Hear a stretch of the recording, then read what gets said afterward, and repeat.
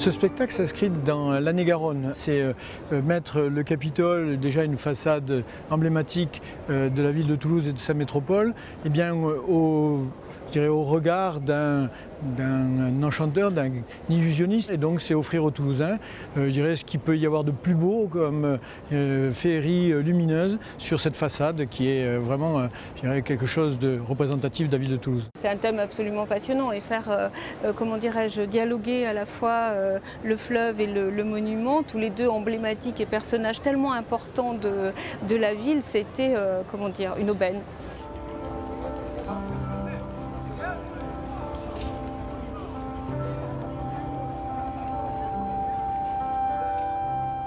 Ils ont vraiment pris en compte ce qu'était l'identité de la ville avec la Garonne, mais aussi l'identité de ce bâtiment. Et en fin de compte, dans un projet comme celui-ci, on fait cet écart entre le patrimoine et la création contemporaine.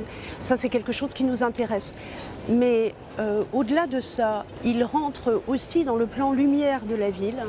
Il y a un plan lumière qui ne concerne pas que l'éclairage public, mais qui fasse référence à l'art. Et l'enjeu, ce n'est pas de mettre en valeur la façade du Capitole, c'est de la métamorphoser. Mais cette métamorphose, elle s'appuie quand même sur une réalité architecturale. Cette réalité architecturale, c'est une sorte de bâtiment romain. Il y a écrit Capitolium au fronton, c'est une sorte de bâtiment romain. Et on retrouve un peu, je dirais, l'esprit péplum, je dirais, dans la mise en scène. En tout cas, c'est mon ressenti, c'est-à-dire une sorte de grande émotion, d'image forte.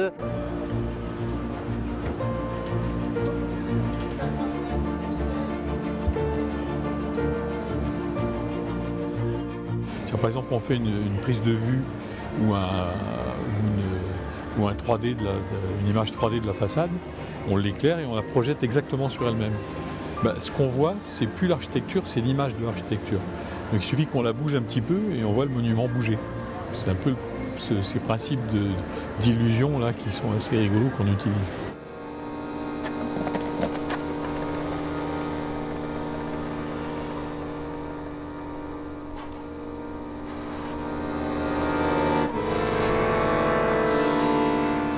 On s'est dit qu'il y a plusieurs caractères. Et quand on isole les colonnes, on a l'impression de voir un petit bijou théâtral. Et donc on a exprimé ça pour jouer avec.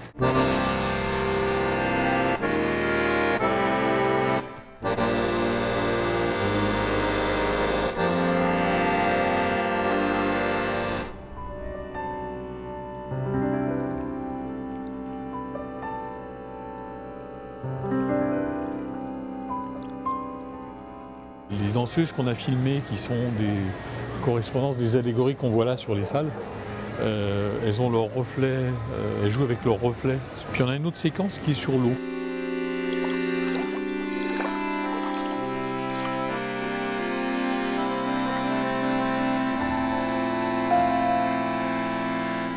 On a décidé de détourner le fleuve et de se dire finalement la Garonne, eh bien, elle va couler au pied du Capitole et on va travailler sur le reflet, sur le miroir, sur la Garonne se reflétant sur le Capitole et le Capitole se reflétant dans la Garonne, et tout ça racontant d'une manière complètement onirique ce qu'est cette ville rose, cette ville miroir, cette ville au grand fleuve. Et donc c'est cette part du rêve qui nous intéresse.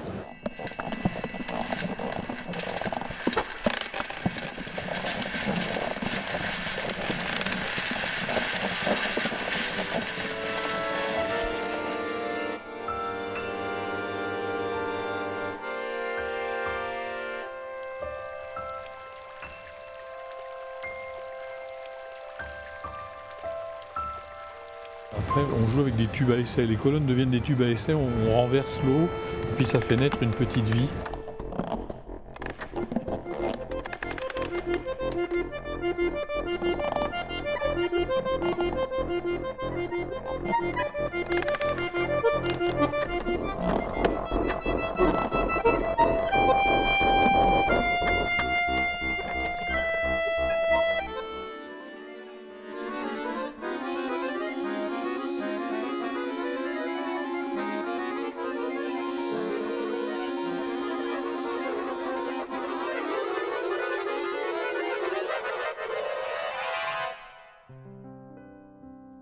On plaque ses rêves, on les fait coïncider avec le monument et on essaie de faire partager ça au public.